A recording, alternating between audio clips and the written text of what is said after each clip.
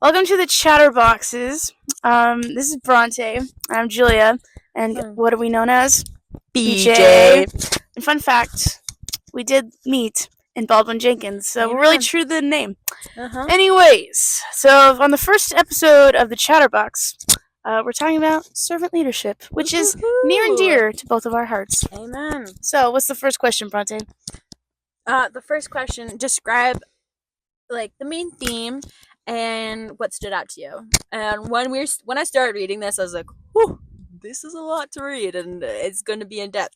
But I think that the main point of servant leadership is the point of that you have to be the servant first before you can go into that leadership role, because you don't know what you're supposed to. You can't lead and say you're supposed to do this without being in the role of, oh, I have to do all this and then figure out, okay, I know the standard of what we sort of can do all together. Yeah, and just kind of humbling yourself in order to help someone else, and like putting away your pride and having that humility, and just like not being task oriented of being like this is, or Mm-hmm. like self ambition, Mm-hmm. but just like for the greater good and greater goal. Mm-hmm. Let's talk about the great leader is seen as a servant first. Like, what does that mean? I think that means that, when I think about it, is like when you think of like leaders just firsthand, like at first you're just kind of, you think about people who are well known in higher up positions, like they know their stuff. The popular people. The popular people, yeah. But really, if when you're a servant first, it's that person that you think of, be like, oh, I was sick and they brought me a care package, or Mm-hmm. oh, I was really struggling with this assignment and they put aside their stuff and they helped me at Mm-hmm. that night. Like, and I think we all have people like that in our lives. And so when you think of that, like, wow, they really have a servant heart, but really in reality, they are the biggest leaders because they know how to put self, put aside their selves and like what they need to get done for the greater good for someone else because of, I Mm-hmm. mean, they have a big heart. Mm-hmm. I think also the whole point of a great leader, like there's leaders all around us. It doesn't have to be this giant role. It's the quiet leaders. Mm-hmm. We notice Snaps. the people that are the ones that are always thinking and not saying anything, letting the other people process and then being like, oh, wait, I have this idea, but I'm not going to share it because other people are leading. They're still that leader that Yeah. helps throughout all of that because they have these great ideas that they just need to be able to get heard and let that have that chance for people to hear that. Yeah. Third question. The next question is, how would a servant leader use power and authority differently from a traditional leader? I think I just reiterate what we already said about how like they're putting aside their selves and their own goals. Um, and that I totally lost my train of thought, but we'll get back there. Read the question again.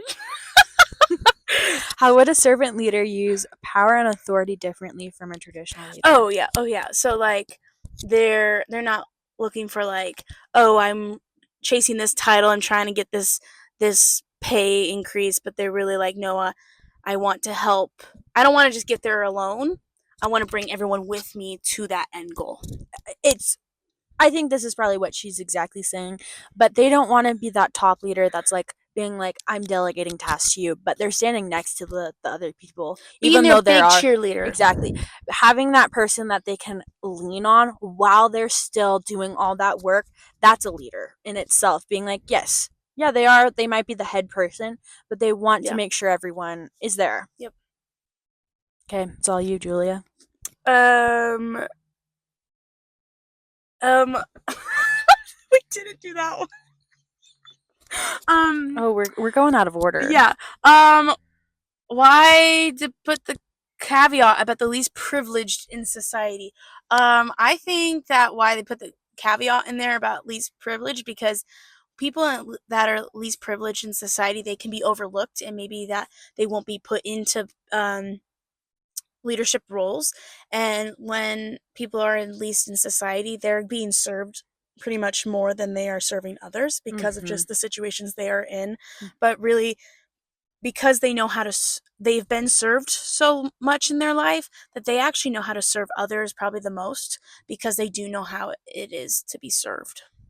I also think that it's like these people that are like looked past, they do the hard stuff. They do the hard stuff when people aren't looking, and I think that's a big thing about leadership is you have to be able it's a hard thing to do to be that leader. Like Yeah. you can't it's not just be like, "Oh, we're leaders. Yay!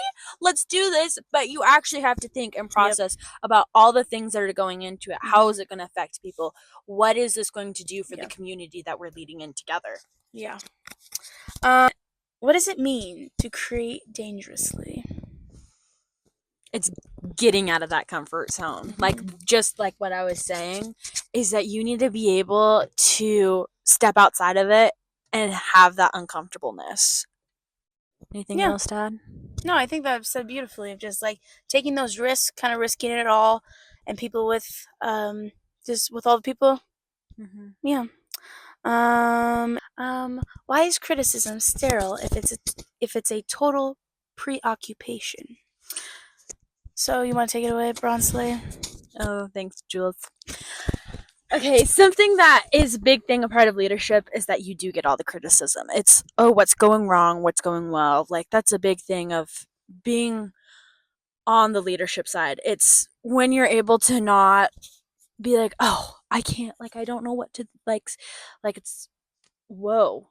But it's sort of being like, you don't have the time or this capacity in your brain to be creative, to have that space to create the vision that you want to, but it's because that criticism stops you from being like, oh, but this is wrong with it, but look at all the other things that is going right with it. There always has to be failure before there's growth in the leadership aspect.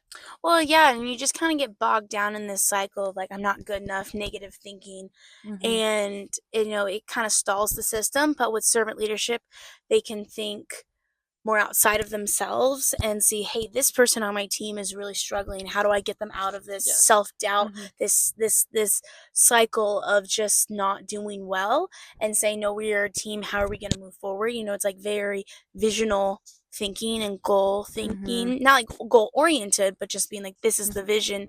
I want everyone around me to get to the place that we all feel celebrated and like feel victorious, you know, because like we've look of what we've accomplished, because servant leadership is very much bringing community together and all celebrating together, but also bearing each other's, you know, sadness as well. Yeah. So yeah, so I really liked that question because at first I was like, I don't really know, but I do think that's one of the most important questions of this article because it's showing just like the beauty of community and like yes, there will be negatives, there will be things that will stall the plan, but you can always move forward and servant leaders can do that. Yes, they can. All right. Yeah, so thank you for listening. And yeah, maybe some bloopers are coming, but stay tuned for the next week of the Chatterbox.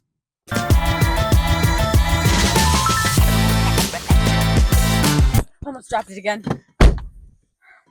Oh. Yeah, I need the question. Okay, we should be on the choir, guys. Bronte has lost her mic in my seat. I found it, guys. Okay, awesome.